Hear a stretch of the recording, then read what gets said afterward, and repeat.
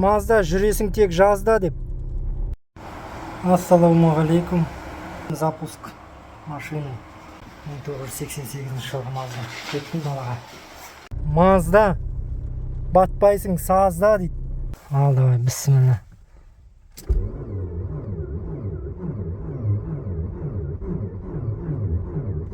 Мүлде қойып кіргізу керек еді.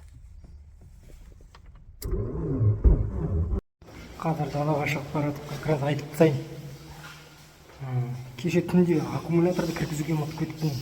Негізі алдында осылай 30 градустан асқан кезде аккумуляторды кіргізіп қойып заводтегі жеттім да спокойно.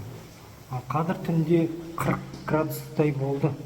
Таңертең мен скриншот жасап қойып кетем. Таңертең қанша болған. Енді көреміз, тамашалаймыз. Каналға тіркеліп кетеміз, міндетті түрде лайк басып қойыңыздар. Ауырмаңыздар. Қазір бастаймыз. Мінеки машина кигіз тұр үстінде. А так негізі ауа райы тамаша. Ал міне машинаның ішіне кірдік. Бірінші скоростан шығарып қойып. Суқым. Блин, апауыр қатып қалған ғой майлар. Кішкене бет қозғалтолақ. Сцепленияны да жіберсең, сцепление шықпайды ғой ар жақтан. Бастық, мінеки. Сықырлап атыр деп комментарий жазып кетіңдерші. Майласайшы ана сцепленияны деп. Енді осылай кішкене істей тұрайық. Бірақ та сцепление басып алдық қой, жарайды. Бүйтіп мұнан кигізіп қойық, чтоб қолып тонбасын.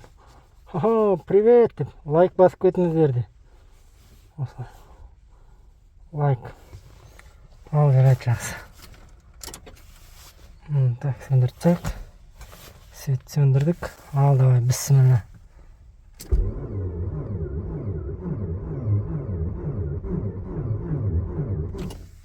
Мүлде қойып кіргізу керек еді.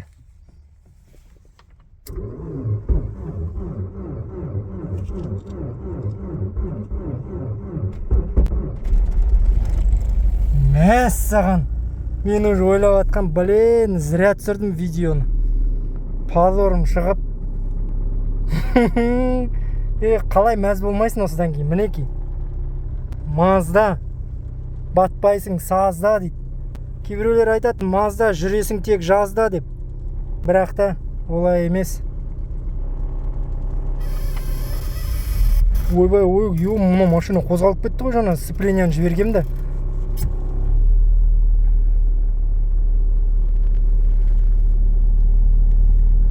Ал мінеки, қалай дейсіздер осыдан кейін? Ескі машиналарды. Мұндай енді қазір нені қосып көрейік. Қараңдар, мұна мен замедлениеде тұрған жоқ, мұна өйткені қараңдар даусым қалай. Все тарта алмай жатырға. Газ беріңкіреп жіберейік.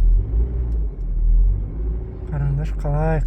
Кстати, суық болған кезде жүру қиын. Сондықтан желательно суықта жүрмеген дұрыс қой. Ал білесіздер ма, осы заводтелген қандай аккумулятор тұрғанын, және қандай май құйып жүргенін. Аккумуляторымның мінеки барс. 60-тық барс обычный. Ойламаңыздар бір керемет не деп. Ал енді мен немді көрсетейін. Так, бұл жұмыстың заттары. Мінеки обычный стандарт Газпром Лукойл ғой. Мінеки май жейді, конечно, машина. Сол үшін менде тек қана осындай май бар. Ең арзан. 10-40. Біздің әңгіме болса қалың киініп аламыз. Аяқта жүн носки, кімдер қалай деп айтады, жүн байпақ дей ма, етігім. Алдында видеоларда Қытайдан сол заказ берген етігім ғой. Сіздер өздеріңіз қай жақта қанша градус суықтар болады? Мынау енді қазір Астанадағы суық. Бірақ уже кішкене көктемге жақындай бастағаннан кейін бәрібір кішкене жылырақ болып кетеді. Түнде суық болады да, күндіз уже жылырақ болып кетеді. Көрінбейді ма? Ал осындай әңгіме, мысалы оңтүстіктерде қалай болады, солтүстіктерде қалай болады, соның барлығын комментарий жазып кетіңіздер. Мұндай суыққа не дейсіздер, бұндай суықта тұрар ма едіңіздер, кім не үшін мұнда деп, кім тұрады деген сияқты. Одан да жол жаққа барып тұрмай ма деп. Сол кімге қай жағы ұнайды? Маған өзіме осы жағы ұнайды негізі. Қысы суығы болсын бәрібір ұнайды. Өйткені маған қыс жақсы, сықыр қардың сықырлағанын естіртейінші мысалы сіздерге. Қараңыз. Қар ғой.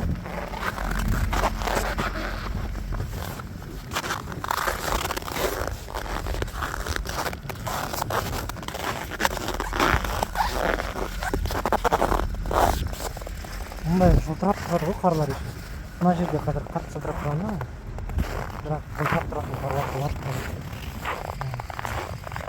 Мұндай артқа дейін көрініс қой, аппақ қар, жылтыр. Енді, конечно, қаладан может болмай шығар.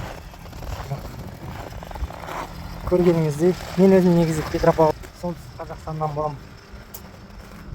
Сол комментарий жазыңыздар, кімге қандай мезгіл ұнайды. Машиналарыңыз заводтен жүрме. Осыны айтпақшы, жаңа тоқтап қалғанда ойласаңыз, мынау қырау деп, бұл қырау емес, мынау қар ғой. Сондықтан ойламаңыздар, мынау сыртта қар үшін істемей қалды деп. Анау моторчик уже суықтан қатып қалған ғой, сол үшін. Сол атак бізде осындай ощущается қырық. Мана көрсеттім ғой. Ощущениямен өмір сүресіңдер ма, или по факту?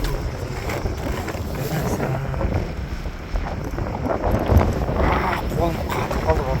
Қолым кішкене сағамын ғой. Ашты жіберді ғой, кәдімгі күйдірген сияқты ол. Ашты. Машина қызғанша үйге бара жатырмын.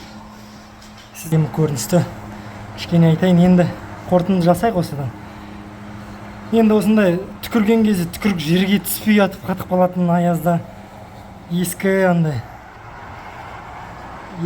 машинаның заводтелі өзі бір рахат емес па? Қазір айтыңыздаршы, кімнің машинасы заводтелі? Жаңа машиналардың өзі заводтелмей жатыр дейді ғой. Сондықтан енді хотя бы осы машина заводтелген үшін сол машинаға риза болып лайк басып кетіңіздер, комментарий жазыңыздаршы. Конечно, алмайтын шығарсыздар, или алар ма едіңіздер, қандай марка алар едіңіздер алсаңыздар.